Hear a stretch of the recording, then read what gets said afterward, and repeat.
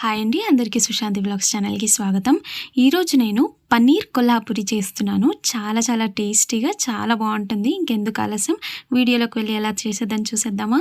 Veg Kolhapuri తయారు చేసేద్దాము. కాగిన బాండిలో 3 టేబుల్ స్పూన్ అంత వరకు నూనె, జీలకర్ర, ధనియాలు, మరాఠ్ మొగ్గు, 3 యాలకులు, చిన్న చెక్క ముక్క, 4 లవంగం, అలాగే 6 నుంచి 7 మిరియాలు, వీటన్నిటిని లో టు మీడియం ఫ్లేమ్లో ఉంచి మనం బాగా రోస్ట్ చేసుకోవాలి ఒక 30 సెకండ్స్ వరకు.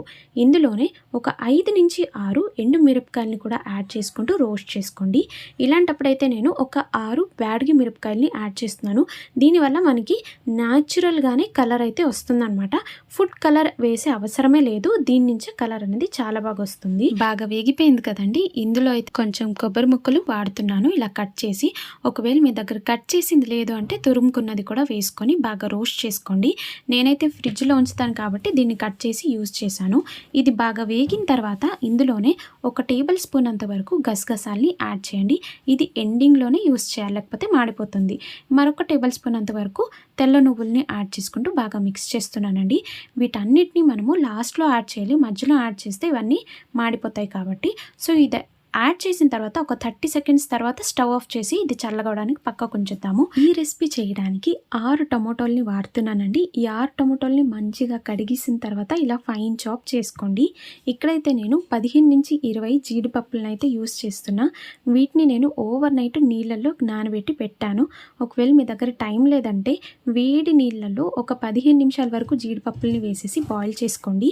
ఇప్పుడైతే వీటన్నిటిని ఒక మిక్సీ జార్లో షిఫ్ట్ చేసుకొని, నేనైతే ఇక్కడ ఫుడ్ కలర్ వాడడం లేదండి, అందుకోసం అని చెప్పేసి 1/2 టేబుల్ స్పూన్ అంత వరకు కాశ్మీరీ లాల్ మిర్చిని కూడా వేసుకుంటూ మంచిగా ఫైన్ పేస్ట్ చేసుకుందాము. ఇందులో ఎటువంటి నీరు వేయాల్సిన అవసరం లేదు.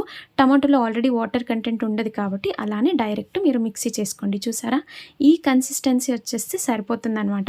ఇందాక మనం పక్కకు ఉంచాం కదండి చల్లగా అవ్వడానికి కోసమని, చల్లగా అయిపోయిందనమాట. దీన్ని ఇప్పుడు మనం ఒక మిక్సీ జార్లోన యాడ్ చేసుకుందాము. కొద్దిగా నీళ్ళని కూడా యాడ్ చేసుకోవాలి. నేనైతే ముందుగా ఇక్కడ తక్కువ నీళ్ళని యాడ్ చేస్తూ మళ్ళీ మిక్సీ చేశాను అనమాట. మిక్సీ చేసిన తర్వాత చూపిస్తాను చూడండి.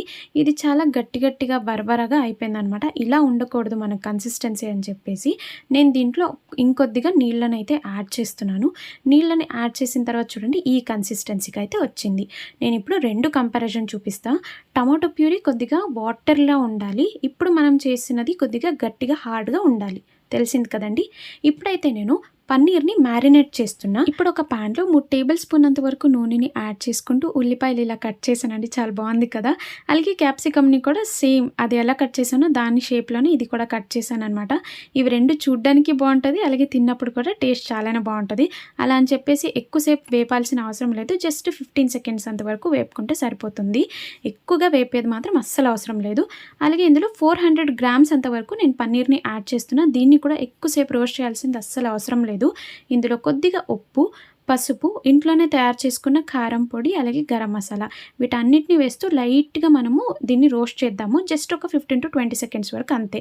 ఒకవేళ ఏమైనా మ్యారినేట్ చేసి ఫ్రిడ్జ్లో ఉంచుతామంటే అది కొద్దిగా టైం టేకింగ్ కాబట్టి నేను ఇన్స్టెంట్గా ఇక్కడే చేసేస్తున్నాను అనమాట. జస్ట్ కాస్త అది లైట్గా అవన్నీ మిక్స్ అయ్యేంత వరకు కలుపుకొని స్టవ్ ఆఫ్ చేస్తాను. ఇప్పుడు మరొక బాండిలో 3 టేబుల్ స్పూన్ అంత వరకు నూనెని యాడ్ చేస్తున్నా. ఇందులో ఇప్పుడు నేను, మీ దగ్గర షాజీరా ఉంటే అది యాడ్ చేసుకోండి, నేనైతే జీలకర్ర యాడ్ చేశాను, ఎండు మిరపకాయలు, తేజ్పత్ర. సో ఇవన్నీ యాడ్ చేసుకుంటూ మంచిగా మనము మిక్స్ చేసేద్దాము. నేనైతే సన్నంగా తరిగిన ఉల్లిపాయలు, 4 పచ్చిమిర్చి, వీటిని కూడా యాడ్ చేసుకొని వేపుతున్నాను అనమాట. ఈ పచ్చిమిర్చి కాస్త వేగాలనుకుంటే కొద్దిగా ఉప్పు అనేది యాడ్ చేస్తారనుకోండి, ఉల్లిపాయలు, పచ్చిమిర్చి అనేది చాలా బాగా వేగిపోతుందన్నమాట. చూడండి, ఇంతవరకు మీరు వీడియోలో వచ్చారంటే మీ అందరికీ నచ్చింది కదా. ఒక్క లైక్, షేర్, సబ్స్క్రైబ్ చేయండి. ఇప్పుడైతే నేను 1/2 టేబుల్ స్పూన్ అంతవరకు ఇంట్లోనే తయారు చేసుకున్న అల్లం వెల్లుల్లి పేస్ట్ని కూడా యాడ్ చేసుకుంటూ మంచిగా మిక్స్ చేస్తున్నా. నేను ఆల్రెడీ అల్లం వెల్లుల్లి పేస్ట్ చేసినప్పుడు ఇందులో కాస్త గసగసాలని యాడ్ చేశాను. సో అందుకే కలర్ కొద్దిగా వేరేలా వచ్చిందనమాట. సో ఇలా టైట్గానే చేసుకుంటాను నేను ఎప్పుడైనా అల్లం వెల్లుల్లి పేస్ట్ అనేది. ఇందులో కొద్దిగా పసుపు, అలాగే ఇంట్లోనే తయారు చేసుకున్న కారం పొడి, వీటిని కూడా యాడ్ చేసుకుంటూ మిక్స్ చేసుకుందాము. ఇలా మిక్స్ చేసినప్పుడు కూడా కొద్దిగా కేర్ఫుల్గానే ఉండండి. హై మంట పెట్టేశారనుకోండి, కారం వేశారు కదా, సో ప్యాన్ కిందన అంటేస్తుంది అనమాట. ఇందులో మనము పేస్ట్ చేసి పెట్టుకున్న 2 ప్యూరీలు ఉన్నాయి. ఒకటొచ్చేసి టమాటో ప్యూరీ, ఇంకోటొచ్చేసి మనం వేపుకొని పక్కకు ఉంచాం కదండీ చల్లగా అయిన తర్వాత. సో, ఆ 2 ప్యూరీలని యాడ్ చేసుకుంటూ లో టు మీడియం ఫ్లేమ్‌లోనే ఉంచి దీన్ని కుక్ చేయాలనమాట. సో, ఇది ఎంతవరకు మనం చేయాలంటే కొద్దిగా ఆయిల్ అనేది బయటకొచ్చేంత వరకు. మంచిగా మనం దీన్ని మిక్స్ చేసిన తర్వాత కొద్దిగా రుచికి తగినంతగా ఉప్పుని కూడా యాడ్ చేసుకుందాము. యాడ్ చేసి కలుపుతూ ఉండండి. మనకు మాత్రం టేస్ట్ అనేది మధ్యన చూస్తూనే ఉండాలనమాట. ఎందుకంటే పన్నీర్‌లో అన్ని సార్లు ఉప్పేసాము, ఇక్కడ ఉప్పేసాము కాబట్టి చూస్తూ ఉండండి.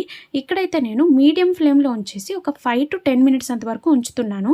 ఇక్కడ చూడండి అదే మిక్సీ జార్‌లో కాస్త నీళ్ళని కూడా యాడ్ చేసి ఇలా ఒక బౌల్‌లో షిఫ్ట్ చేసి దీన్ని గోరువెచ్చగా అయ్యేంత వరకు దీన్ని పక్కన బాయిల్ చేయనిద్దాము. ఇక్కడ చూడండి ఇంకా మనకి ఆయిల్ అనేది బయటికి ఎక్స్ట్రాక్ట్ అవ్వలేదనమాట. అయినా మధ్యన ఒకసారి కలుపుతుందాము. లేదంటే కిందన అంటే అంటేస్తుంది కదా, దానికోసం అని చెప్పేసి మరో 5 నిమిషాలు మూత పెడుతున్నా. అంటే ఒక 10 నిమిషాలు అని చెప్పాను కదా, 5 నిమిషాలకి ఇలా మూత తీసేస్తే అంటుతుందో లేదో మనకు తెలిసిపోతుంది. చూసారా ఎంత బాగా నూనె అనేది అయితే ఎక్స్ట్రాక్ట్ అవుతుంది కదా.